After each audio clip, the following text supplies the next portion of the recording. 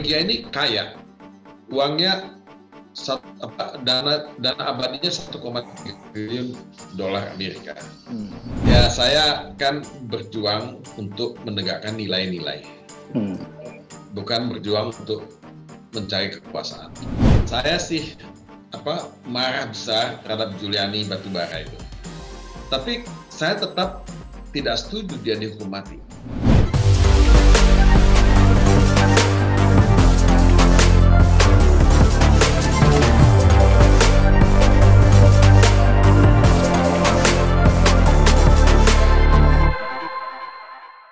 Halo, Assalamualaikum Bapak Dubes, Bapak Todung Mulya Lubis. Apa kabar Pak Todung?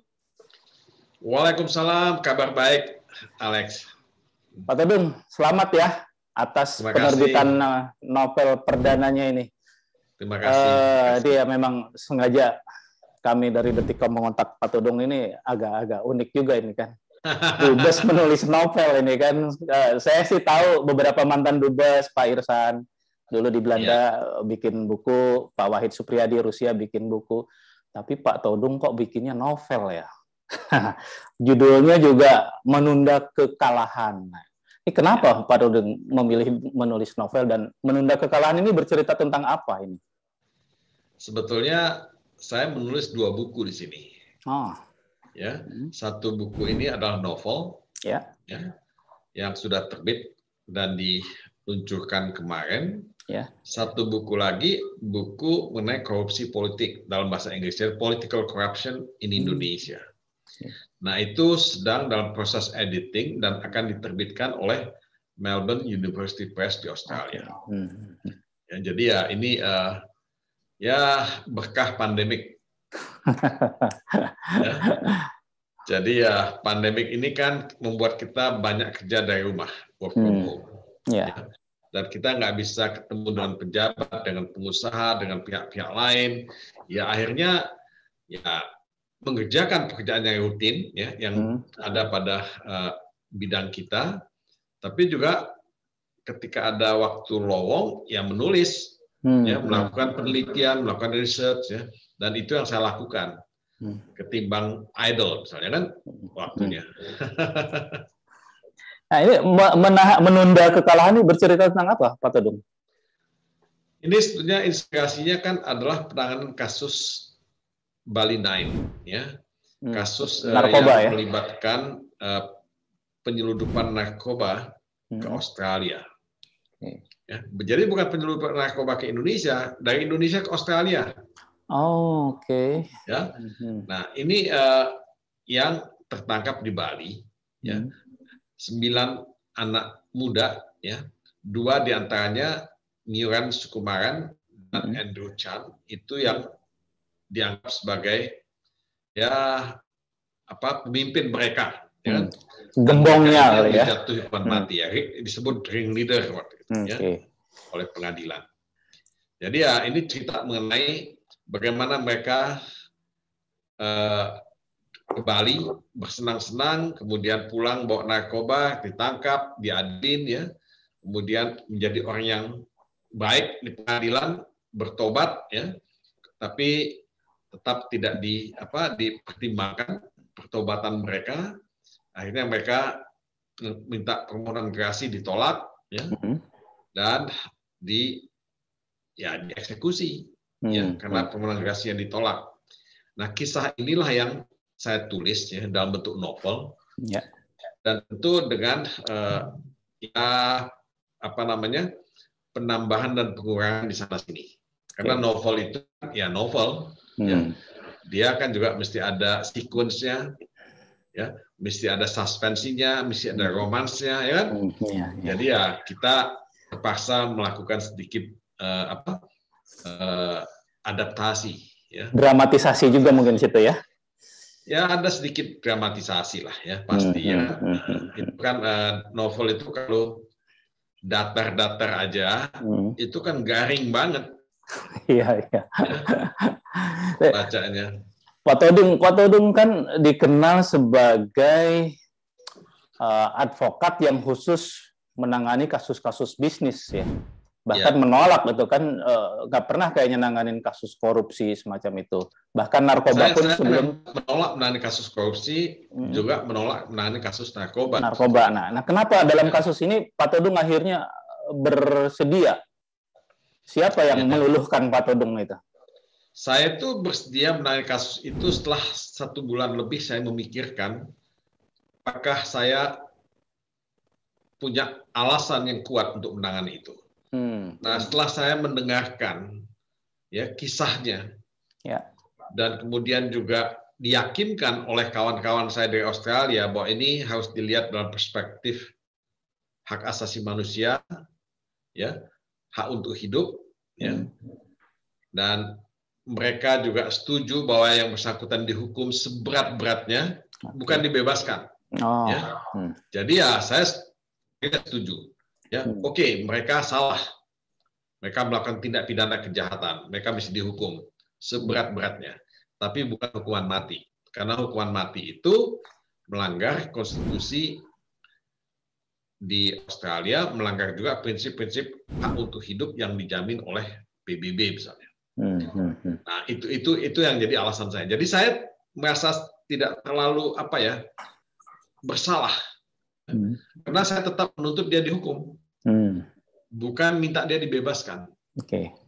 Beda kalau saya minta dia dibebaskan. Artinya saya memberikan mengamini kejahatan narkoba yang dilakukan. Ya enggak, saya enggak melakukan itu. Artinya kalau divonis hukuman seumur hidup pun akan diterima tuh ya Pak Todung ya? Akan diterima, itu saya asal bukan mati ya. Asal bukan mati.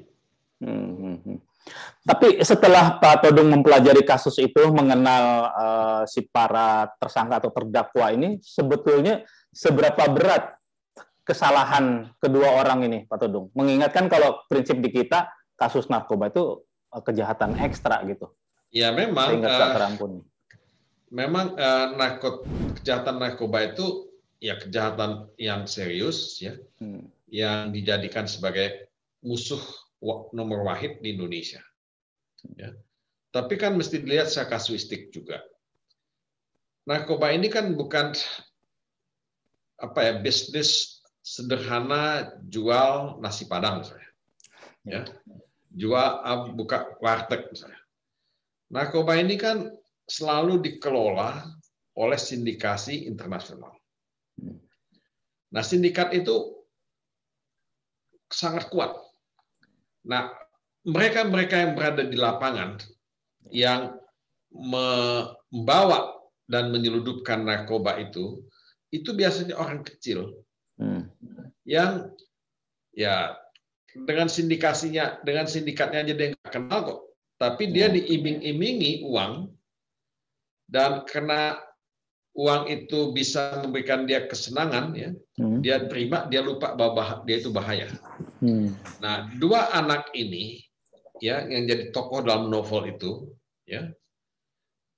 itu 2 anak yang masih belia, 20 tahun ketika ditangkap di Bali. Nah, 20 tahun mereka ini datang dari keluarga yang broken home. Keluarga yang drop out sekolahan, tidak sekolah, tapi ingin hidup senang. Orang Australia kan paling senang ke Bali. Inginlah datang ke Bali, menikmati indahnya Bali. Dapat uang $20.000 dijanjikan.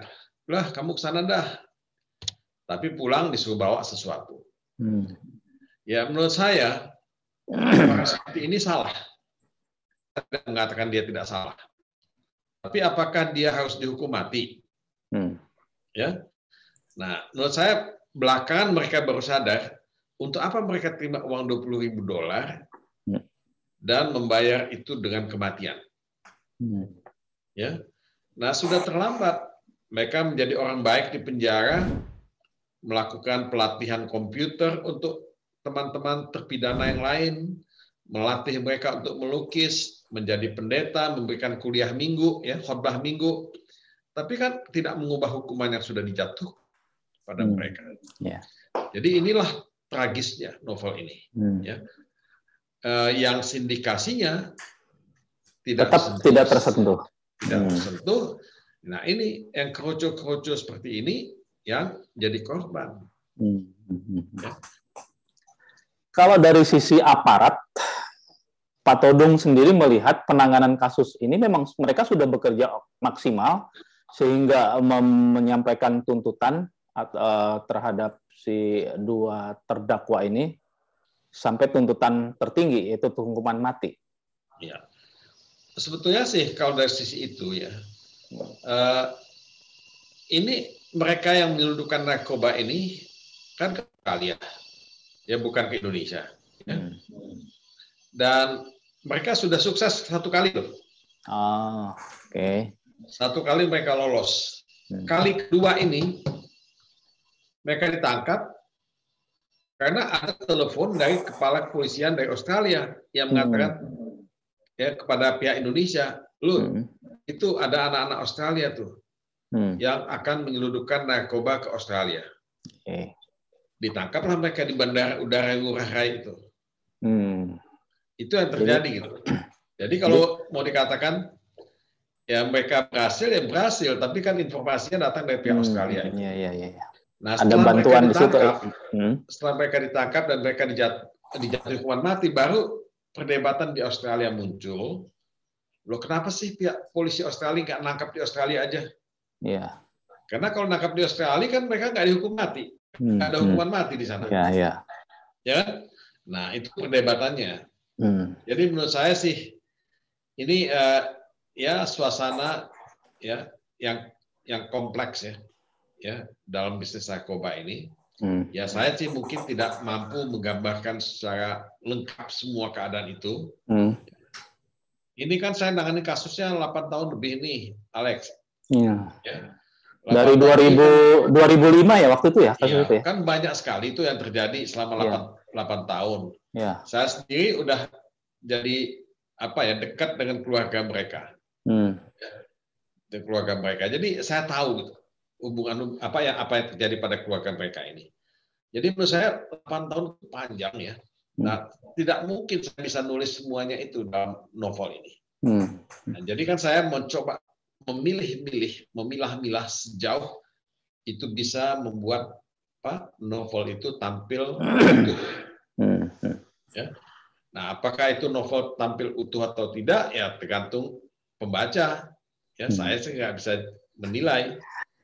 Ya. Kalau dalam kisah nyatanya, Pak Todung, sebetulnya argumen-argumen yang disampaikan Pak Todung untuk meringankan hukuman kedua terdakwa itu apa aja, Pak Todung? Sebetulnya sih banyak yang saya ungkapkan ya, saya ajukan sebagai faktor yang meringankan hukuman.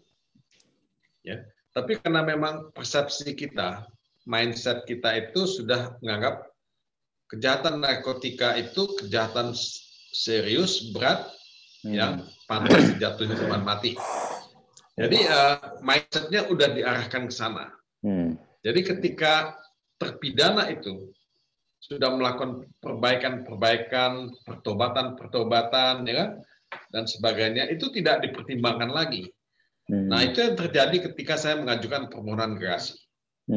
Loh kok nggak dipertimbangkan sama sekali apa yang kita ajukan sebagai faktor-faktor yang meringankan.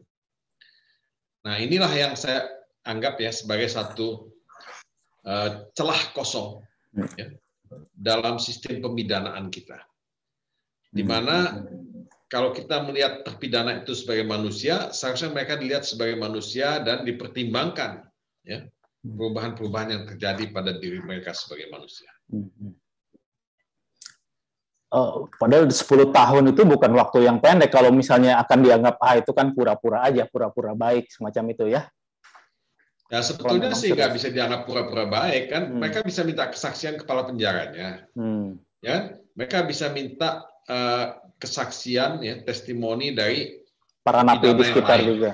Ya, terpidana yang lain misalnya yang ikut pelatihan untuk komputer, yang ikut pelatihan untuk melukis, yang ikut kuliah minggu. Mereka bisa lihat. Nah, kemudian juga mereka juga bisa tahu apakah ini orang sebagai terpidana kasus narkoba itu masih melakukan kegiatan-kegiatan yang berhubungan dengan narkoba atau enggak? Karena kan kita tahu semua bahwa banyak juga bisnis narkoba itu dijalankan di dalam penjara. Ya. Dan mereka kan enggak sama sekali, mereka bersih setelah itu. Ya. Nah, yang lain-lain itu masih melakukan. Bagaimana caranya saya nggak tahu, tapi ya ada yang masih punya akses terhadap narkoba, ya, menjadi pemakai di penjara, ada yang aktif sebagai ya pedagang, ya kan? Jadi kan banyak nama-nama yang bisa disebut di sini untuk membuktikan itu. Ya, antara ini kan Freddy Budiman itu yang paling legendaris ya. Salah satu. Itu waktu eksekusi mati, Pak Tudung sempat ikut mendampingi gitu saat-saat terakhirnya? Saya selama seminggu menjelang kematian itu berada di Nusa Kambangan, ya. Jadi saya di Cilacap, ya, nginapnya setiap hari ke Nusa Kambangan. Ya. Nah, pada saat eksekusi dilakukan, kan lawyernya tuh ada dua, ya, satu lawyer dari Australia, satu lawyer dari Indonesia. Saya ketua tim karena pengadilannya kan di Indonesia. Nah, jadi yang dibolehkan untuk mendampingi itu keluarga inti. Kedua, rohaniawan. Ya. Ketiga, advokatnya. Nah, satu terpidana mati diwakili oleh satu advokat. Nah, saya kan mewakili dua advokat, ya. Nah, si lawyernya dari Australia itu mengatakan, Pak Mulya, bisa nggak saya aja yang mendampingi, ya? Karena mereka warga negara Australia,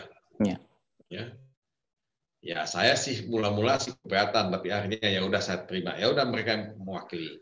Nah, saya minta pada pihak kejaksaan, loh Pak Jaksa, bisa nggak saya diberikan kesempatan juga untuk ikut mendampingi? Ditolak oleh jaksanya. Jaksanya bilang cuma boleh satu lawyer, satu advokat. Ya saya nggak dapat dah kalau gitu. Nah saya saking kesalnya, ya udah, saya kan nginap di hotel di Cilacap, ya. Nah di hotel Cilacap saya pindah, saya memutuskan saya kembali aja ke Jogja, jadi nginap di Jogja, karena besoknya pulang ke Jakarta. Mobil saya ke sana dengan anak saya.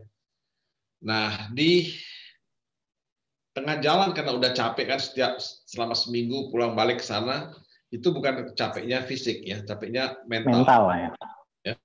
Tapi orang-orang yang akan mati. Ya. Anda nggak bisa bayangin, Lex. Ya, 1 minggu ketemu mereka, ya kan? Bersiap untuk dieksekusi. Itu secara mental berat dong ngadepin begitu. Ya. Kita tahu mati. Ya. Nah, mental capek. Jadi di tengah jalan sebelum sampai Jogja kita berhenti di hotel. Udahlah nginap situ aja. Udah capek. Nah, waktu nginap di hotel sekitar jam 11:30, kan eksekusi jam 12. Saya ditelepon oleh jaksa, mungkin jam 11 mungkin. Ditelepon oleh jaksanya. Bang, katanya, itu orang Batak juga di jaksanya.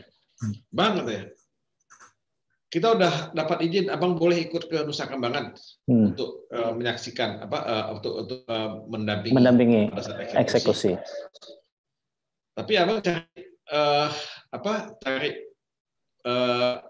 speedboat sendiri ya, perahu sendiri, ya.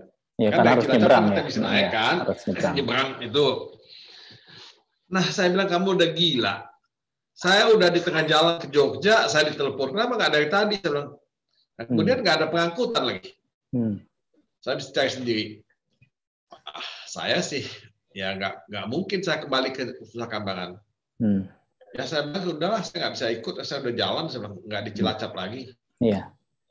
Nah sekitar jam 1 saya ditelepon oleh lawyer dari Australia mengatakan eksekusi sudah dilakukan. Nah, ketika eksekusi dilakukan, mereka menolak matanya ditutup. Mereka membuka itu, ya, dan mereka menyanyi lagu Amazing Grace. Amazing Grace, dan ya mereka yang menerima kematian, ya, dengan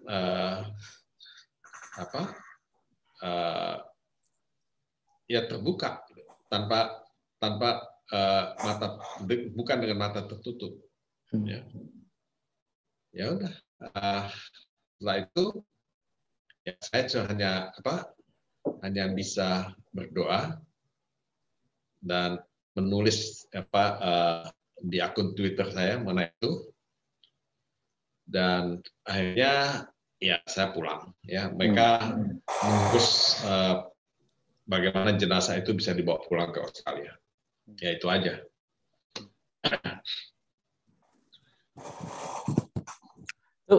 Kasus Bali 9 itu menjadi kasus pertama dan satu-satunya ya, kasus narkoba yang Pak Todung tangani? Ya, itu yang pertama dan yang satu-satunya yang saya tangani. Dan cukup lama, 8 tahun lebih. 8 tahun.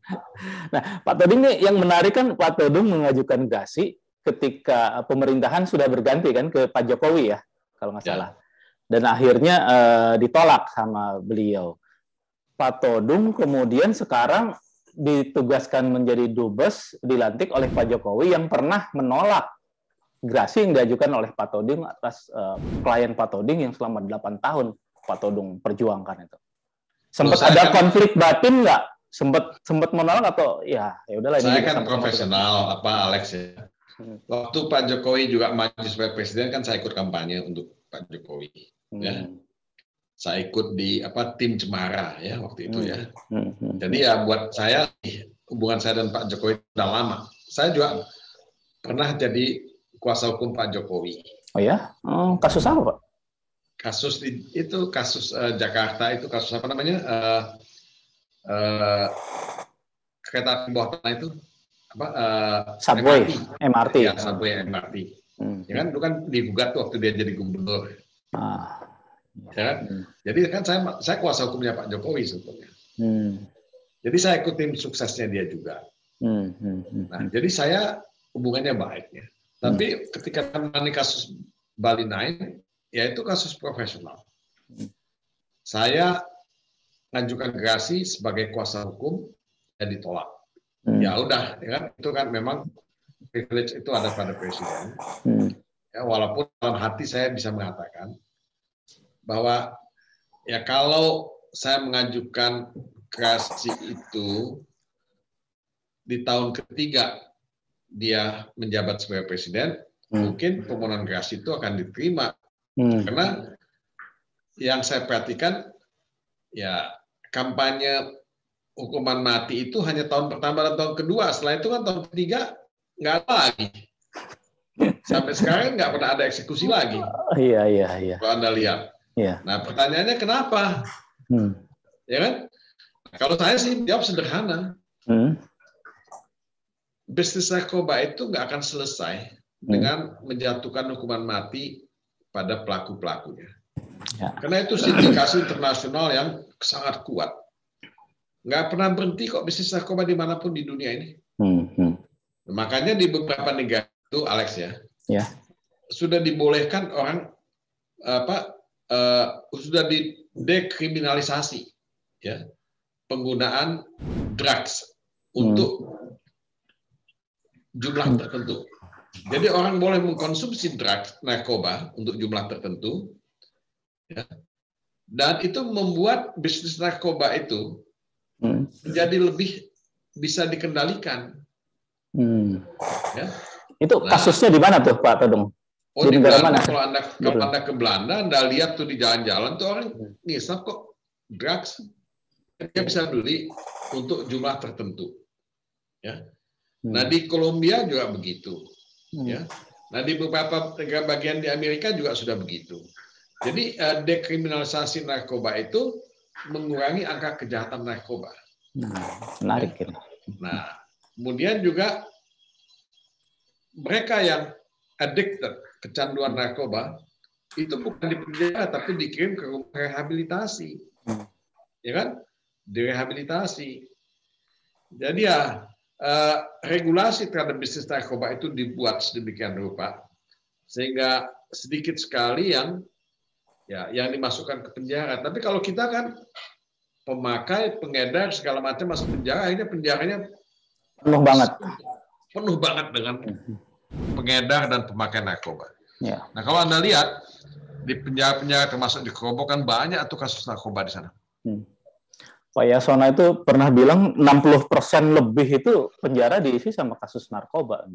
Ya, karena memang ya kita melakukan pendekatan represif dalam penanganan kasus narkoba.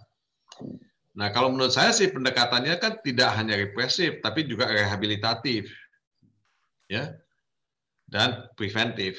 Ya, mesti begitu. Kita sih sudah dilakukan juga rehabilitasi, tapi hanya untuk para artis dan mereka yang berduit.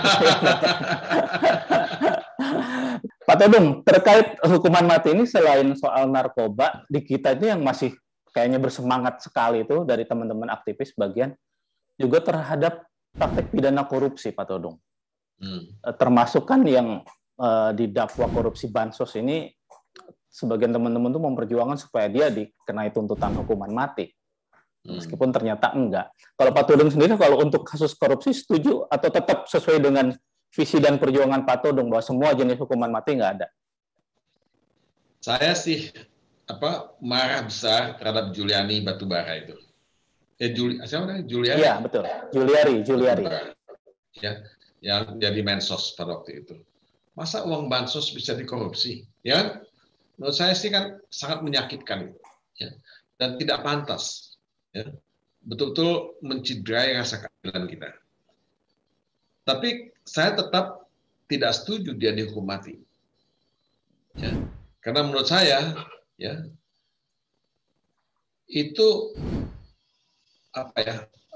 menghapus, meniadakan hak dia untuk bertobat, hak dia untuk menjadi orang yang baik.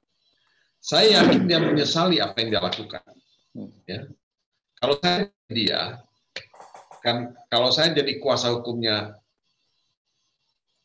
beliau, ya, saya bukan minta dia dibebaskan, ya, dia kan minta dibebaskan. Ya.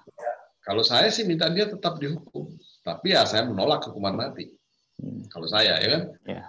Nah, jaksa juga sebetulnya tidak harus menuntut hukuman mati. Jaksa itu juga bisa membebaskan terdakwa. Kalau dalam proses pengadilan, jaksa itu merasa bahwa tidak cukup alat bukti yang bisa dipakai untuk menjatuhkan hukuman. Nah, inilah yang sering dilupakan gitu. Seolah-olah jaksa itu harus menuntut si A, si B, si C masuk penjara. Ya. Nah, menurut saya nggak begitu. Sistem keadilan itu kan, sistem hukum itu kan mencari keadilan. Kalau dia merasa bahwa tuduhan dia tidak bisa dibuktikan, lah dia harus objektif dong, bilang, oke, nggak terbukti, saya minta dibebaskan. Ya seharusnya begitu. Ini sikap konsistensi Pak Todung Mulya terkait anti hukuman mati ini, banyak yang bilang inilah katanya yang menjadi handicap tersendiri buat karir Pak Todung Mulya di birokrasi. Sebetulnya kalau tidak anti hukuman mati, ya beliau tuh harusnya udah jadi jaksa agung, jadi menteri hukum lah, hukum dan HAM. Tidak. Sama sekali enggak. Ya, saya kan berjuang untuk menegakkan nilai-nilai. Bukan berjuang untuk mencari kekuasaan. Ya. Jadi karena itu kan saya tidak masuk partai politik nih, Alex. Ya. Saya tetap independen, berada di luar partai politik, karena memang yang saya perjuangkan itu values, nilai. Bukan saya ingin mendapatkan kekuasaan. Bahwa saya diangkat sebagai duta besar oleh Presiden Jokowi, ya itu satu kehormatan buat saya, karena saya juga tentu ingin berbakti buat nusa dan bangsa. Ya. Seluruh hidup saya, ya saya pikir saya juga abdikan untuk pembangunan hukum di Indonesia, ya, pemberantasan anti korupsi di Indonesia. bahwa sikap dan orientasi pemikiran saya itu tidak sepenuhnya sama dengan pihak-pihak lain, ya, termasuk pihak penguasa misalnya, yaitu adalah ya bagian dari dinamika proses kehidupan berbangsa dan bernegara yang saya kira sih semua kita mesti hargai. Pak Todung, ngomong-ngomong, selama pandemi tadi Pak Todung bilang lebih banyak aktivitas, ya seperti di Jakarta juga ya, aktivitas di rumah gitu kan. Ada pengalaman menarik, pengalaman unik nggak sebagai duta besar selama pandemi? Ya sebetulnya sih kita kehilangan banyak sekali momentum selama pandemi ini, karena kita bisa membuat event-event ya yang penting untuk mempromosikan Indonesia. Ya. Kenapa? Karena Indonesia ini kan pasar yang besar, mitra bisnis yang potensial. Norwegia ini kaya, uangnya dana abadinya 1,3 triliun dolar Amerika. Negaranya kecil, cuma 5,4 juta penduduknya. Jadi mereka ini melimpah-limpah uangnya. Uangnya kan nggak bisa diinvestasikan hanya di Norway. Ya. Bisa diinvestasikan di negara lain juga, termasuk Indonesia. Nah, kita melakukan banyak sekali negosiasi dengan pihak pengusaha di sini. Cuman karena ketika kita sudah mulai mendekati ya deal dengan pihak Indonesia dan Norwegia, ya kita kena lockdown, ya pandemik datang. Nah akhirnya semuanya mati. Nah itu aja tuh yang buat saya, itu kenapa sih pas saya di sini tiba-tiba ada pandemik seperti ini? Ya, jadi ya kesel sih jadinya. Cuman ya kan ini kan di luar kekuasaan manusia, pandemik ini. Ya kita mungkin waktu itu mungkin menduga begini, Alex. Ya. Udah mungkin 3 bulan. Ya, mungkin 6 bulan selesai nih pandemik. Ini udah 1,5 tahun lebih. Bayangin dah. Kita lumpuhnya seperti apa? Ada teman cerita, katanya di awal pandemi, Pak Todung ini pernah menyelamatkan atau berhasil melakukan lobby sehingga meloloskan sejumlah WNI yang sedang berdarmo wisata dan harus dikarantina. Ya. Benar nggak Pak Todung itu? Ya. Seperti apa ceritanya itu? Ya, mereka kan begini. Mereka kan datang sebelum ada lockdown. Ya. Bukan, mereka itu sampai sudah ada lockdown. Tapi mereka kan udah merencanakan keberangkatan mereka itu sebelum lockdown. Ya. Sebelum pandemik. Jadi ya mereka kan sebenarnya tidak boleh dipersalahkan dong. Ya. Kok tiba-tiba mereka langsung dimasukkan di hotel, di karantina, tidak boleh kemana-mana. Kemudian juga mereka itu mau pulang udah nggak bisa lagi. Kenapa? Karena ya itu tiket pesawat mereka udah ya lewat waktunya. Ya kan mereka ada jadwal nih ikut tur nih, Pak Alex. Kan tanggal sekian datang, tanggal sekian pulang. Nah karena mereka dipaksa di karantina, ya kelewatan semua acara mereka. Mesti pergi ke kota ini, mesti ke kota ini, semua itu batal.